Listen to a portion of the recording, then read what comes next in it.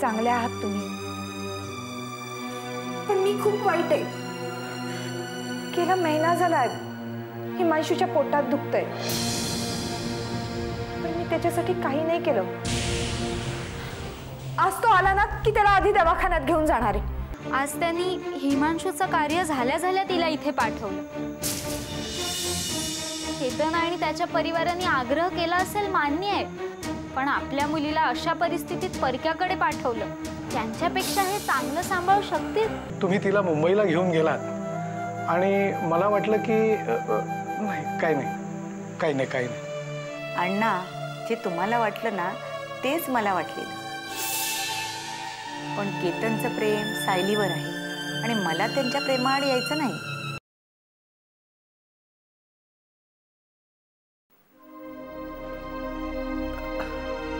सलोनी देशमुख आहेत का?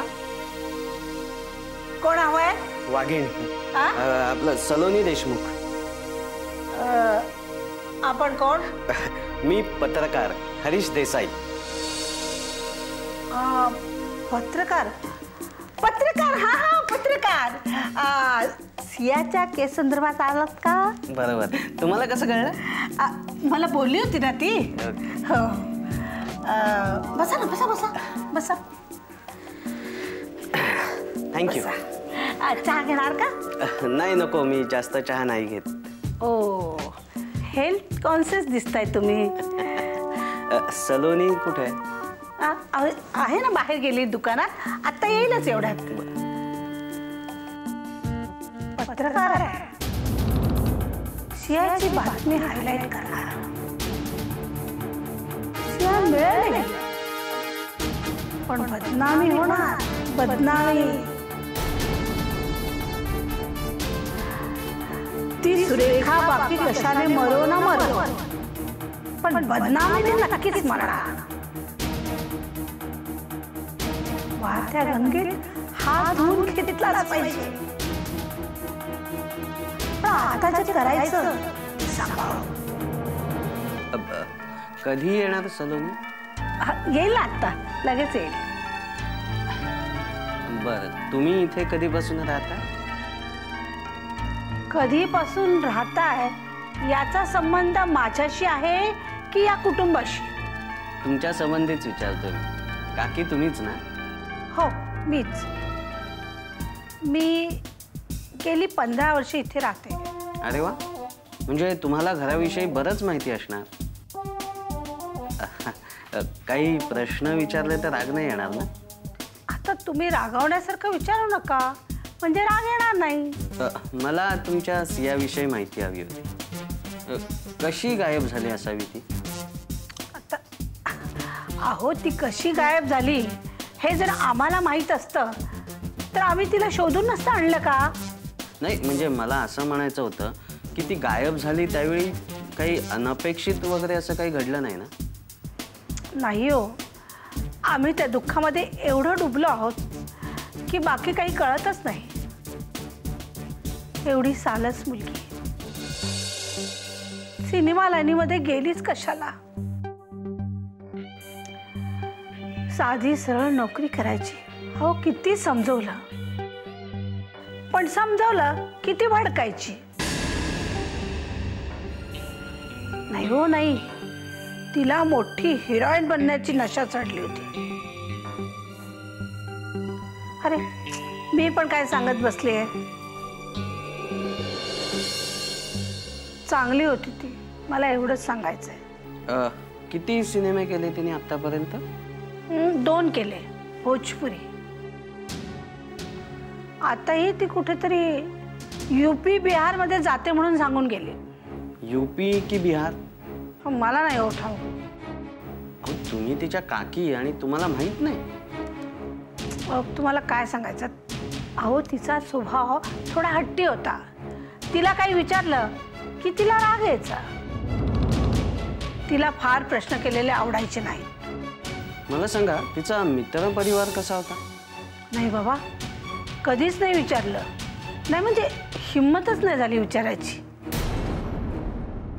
अहो त्याचं काय, आजकालच्या मुलांना काही विचारलं की राग येतो. तिला यायचा.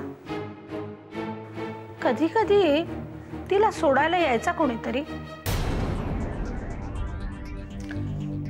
पण एवढी रात्र व्हायची ना की आम्ही झोपलेलं असायचो. त्यामुळे कधी नीट कळलंच नाही. म्हणजे सिया रात्री घरी उशिरा यायची का? म्हणजे तुम्ही तिच्यावर संशय घेता? हे बघा, ती माझी पुतणी आहे. मला आवडणार नाही तिच्यावर संशय घेतलेला. कधी खपवून घेणार नाही मी. विचार विचार, अजून माहिती विचार. नाही नाही म्हणूनच सगळं सांगते.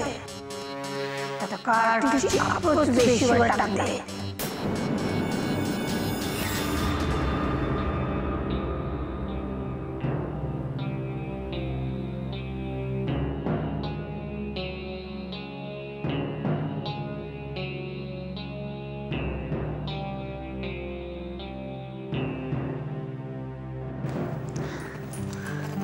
हाय डॉक्टर पाटील. अरे हाय सलोनी, तू इकडे कशी काय? Anything serious? नाही काही सिरियस नाही. मी इकडे दुकानातच जवळ नेहमी येते. आज वाटलं तुम्हाला भेटावं म्हणून हिम्मत करून आले. मला आणि भेटावंसं वाटलं. आश्चर्य. बरं आता का भेटावंसं वाटलं सांगशील?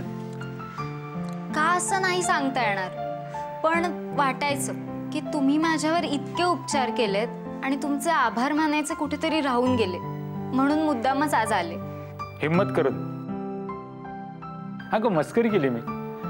आता जखमीचा व्रण दिसत नाही. काही जखमांचे व्रण मिटतात, काहींचे वरून तसे भासतात, पण आज जखम तशीच असते, ओली. डोक्यावर पडल्याचा चांगलाच परिणाम झालेला दिसतोय. हो. अगं मस्करी केली मी. पण मी सिरियसली बोलते. डॉक्टर, विचारांना मिटवण्यासाठी मला कसं पडलं पाहिजे? मी समुद्र नाही. ऑपरेशन म्हणजे सर्जरी, ॲबॉर्शन म्हणजे सुद्धा सर्जरीच. फक्त एका विशिष्ट जागी विशिष्ट अवयवाचे केले गेलेले ऑपरेशन म्हणजे ॲबॉर्शन. तशी अजून व्यवस्थित व्याख्या करू शकले असते, पण मला काय म्हणायचंय हे तुम्हाला समजून घ्यायला पुरेसं आहे.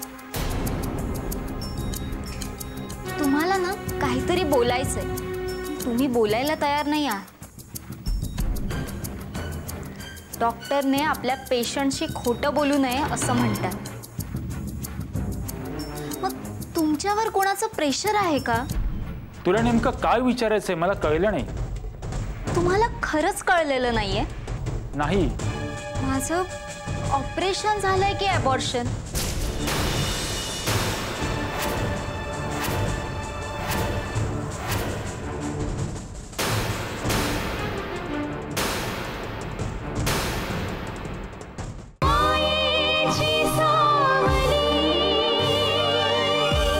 तुला नेमकं काय विचारायचंय मला कळलं नाही. तुम्हाला खरंच कळलेलं नाहीये? नाही. माझं ऑपरेशन झालंय की ॲबॉर्शन?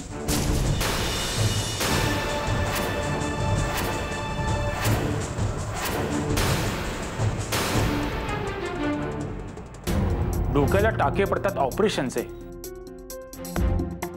आणि डोक्याचे ॲबॉर्शन होत नाही. पण एकाच वेळेस दोन्ही गोष्टी होऊ शकत नाही.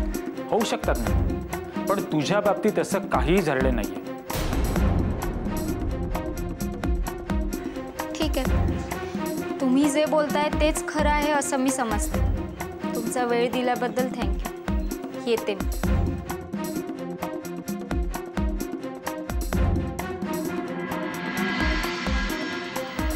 सलोनी आली काय गेली काय, वादळ आहे वादळ. पण सलोनी, तुला या बाबतीतलं काही सांगायचं नाही असं तुझ्या बहिणीने माझ्याकडनं याच ठिकाणी वचन घेतलं. मी सुरेखा गाईड दिसत आहे. अहो नाही नाही, मामा बिल पे करतायत तर तिथे जात होते मी. अच्छा. पण डॉक्टर बरं झालं तुम्ही भेटलात ते. का अजूनही काही विचारायचं वाटतं? नाही नाही, विचारायचं काही नाहीये, तुमचे आभार मानायचे होते. आभार आणि माझे आभार मानायचे तर देवाचे म्हणा. कसं आहे की शेवटी करता करिता तो आहे. हो नाही नाही, तुमचं बरोबर आहे. पण डॉक्टर तुमच्यासारख्यांच्याच रूपाने तो भेटतो नाही का. आज बघा ना, आम्ही जवळजवळ 12-1 वर्ष सलोनीची ट्रीटमेंट करतो, पण यश तुमच्या हाती होतं नाही. यश वगैरे काय नाही हो. मी तुम्हाला काल म्हणालो ना तेच परत सांगतोय. सलोनी पडली आणि हा सगळा चमत्कार झाला. प्रयत्न का आम्ही नेहमीच करत असतो. डॉक्टर आता ती परत कधी पहिल्यासारखी. अहो कितींदा सांगू तुम्हाला, आता ती शक्यताच नाहीये. जे 16-17 वर्षाच्या मुली जशा वागतात तशी नॉर्मल लाईफ जगेल ना. तुम्हाला अजूनही डाऊट आहे? अहो तुम्ही स्वतः बघताय, एकदम नॉर्मल बिहेवियर असणार आहे तिचं.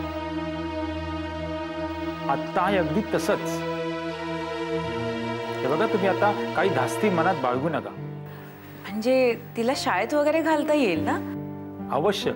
अहो तिला सरळ नॉर्मल शाळेत घाला, किंवा असं करा ना, 17 नंबरचा फॉर्म भरून तिला डायरेक्ट 10वीला बसवा ना.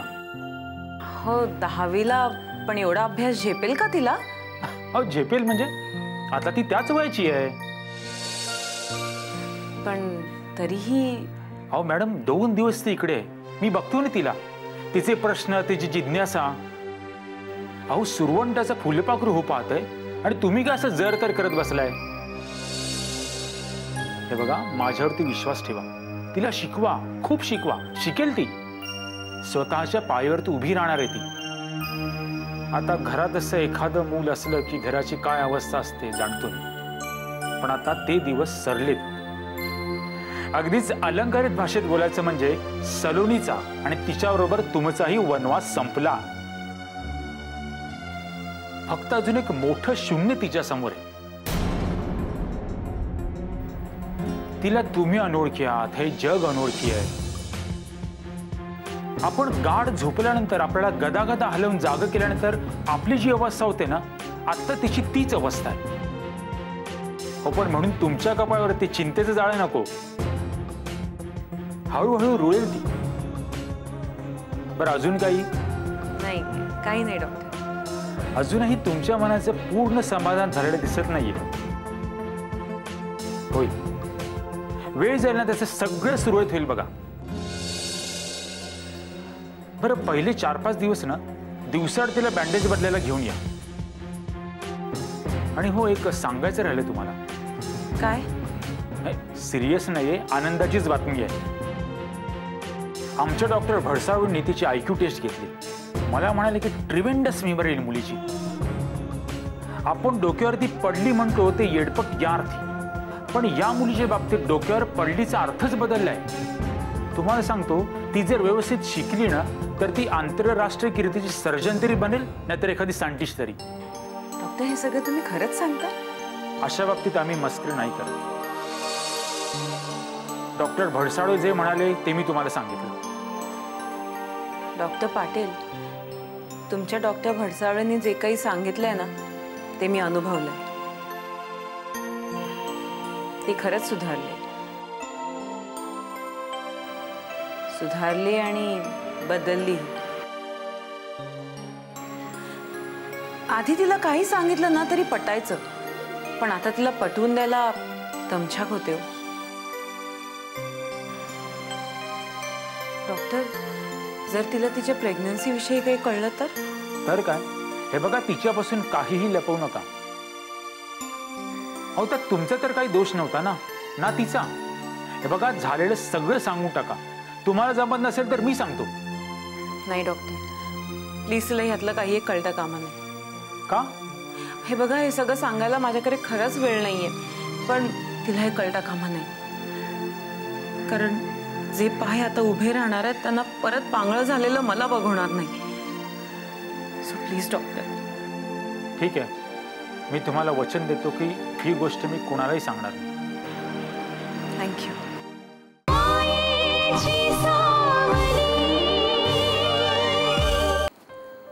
बस बस इथे इथे आल्यापासून सारखी बेडरूम मध्ये बसून नसतेस.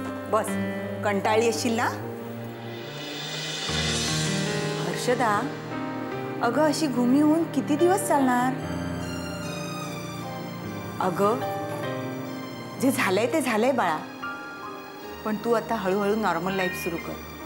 हवा पालट करायला तुला इथे घेऊन आलोय ना, आणि तू आहेस ती. हॅलो हॅलो, काय चाललंय दोघींचं? हर्षदा तुझी तक्रार करत होती. तिला मुंबईला घेऊन चल म्हणून म्हणालास आणि स्वतःच गायब झालास. अगं माझा नाईलाज आहे. मी तुम्हाला सांगितलं ना, माझ्या फायनल एक्झाम सुरू झाल्या आहेत. कधी नव्हे तर मी अभ्यास करतोय. I am very busy. पण बाय द वे, तिची तक्रार तू का करतेस? तिच्या जिभेला काय फोड आलाय? केतन, मग अगं हिला ओरड ओरड. हा, कशी बसली बघ दगडासारखी. स्टॅच्यू ऑफ लिबर्टी झाली आहे.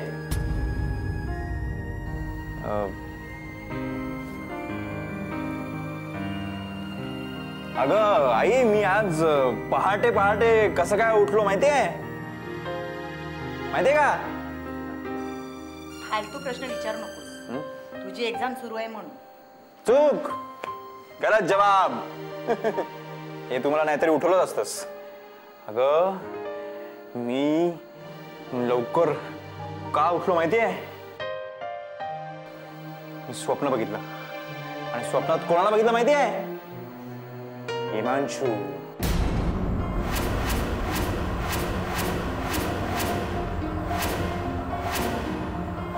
केतन, हो खरंच, मला मिळाला. त्याची एक अनमोल ठेव तो मागे ठेवून चाललाय. फार हळवी, नाजूक. ती जर दुःखी राहिली ना तर त्याला फार त्रास होईल. तू काय म्हणालास त्याला? मी म्हणालो आई की तू अजिबात काळजी करू नकोस हिमांशू. तुझ्या इतक्या आठवणी तिच्याजवळ आहेत की. हिमांशू, तुम्ही इथं बोलत बसा. हिमांशू जवळ जाते. त्याच्यानं हल्ली सारखं पोटात दुखत असतं. हिमांशू,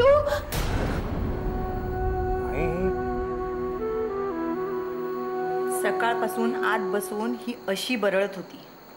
तिची ही अवस्था दूर व्हावी म्हणून आपण तिला इथे घेऊन आलो ना, पण ती आहे तशीच आहे. हिमांशूचं अचानक जाणं तिच्या मनाला खूप लागलंय. बरोबर आहे तुझं.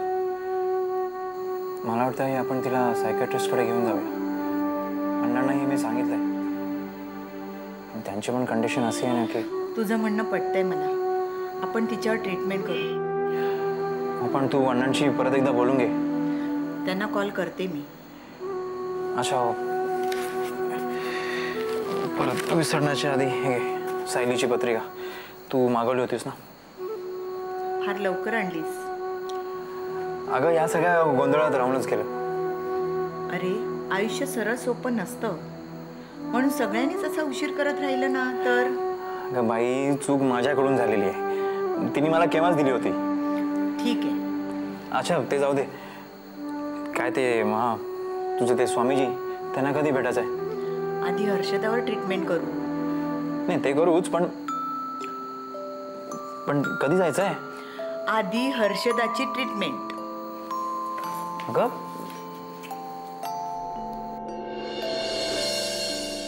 कमाल आहे.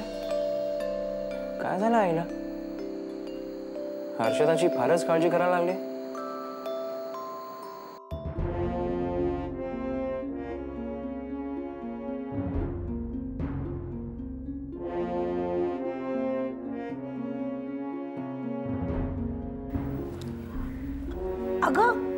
होतीस तू? किती वाट बघायची? तुला भेटायला ना एक पत्रकार आले होते. 2 दिवसांनी सांगितलं तर खरंच हा 2 दिवसांनी आला. कोण होता तो? पत्रकार. अगं ते माहीत आहे ग, पण तुझ्याकडे काय काम होतं त्याचं? अगं तो माझा पाठलाग करत होता. त्याला ना सिया दीदीविषयी काहीतरी माहिती हवी होती. मी काय सांगणार, म्हणून त्याला घरी यायला सांगितलं. तू त्याला हवी असलेली माहिती दिलीस ना? माहिती अशी नाही, पण आपल्या घराबद्दल जेवढं काही माहीत होतं तेवढं मी त्याला सांगितलं. पण तुला काय काय माहिती आहे? काय म्हणजे? बरं झालं विषय निघाला ते. तू त्याला माहिती म्हणजे नेमकं काय सांगितलंस? हे बघ, तुला काय विचारायचं हे मला काही कळलं नाहीये, पण मी त्याला हे सांगितलं की सियाला अभिनयाची आवड आहे. 2 सिनेमे भोजपुरी तिने केलेले आहेत. हा 3रा सिनेमा करावा म्हणून ती जी गेली ती आत्तापर्यंत घरी परतलीच नाही. माझ्याविषयी काय माहिती दिलीस? अगं तुझ्याविषयी कसली माहिती? सियाला शोधायचं ना, मग माहिती तिची देणार का तुझी? काय झालं बाळा, काही बिनसलं का? अगं सकाळी दुकानात जाते म्हणून गेलीस तर 2 तासांनी घरी परतलीस. जाताना अशी नॉर्मल मूडमध्ये होती आणि आता काहीतरी बिनसलंय.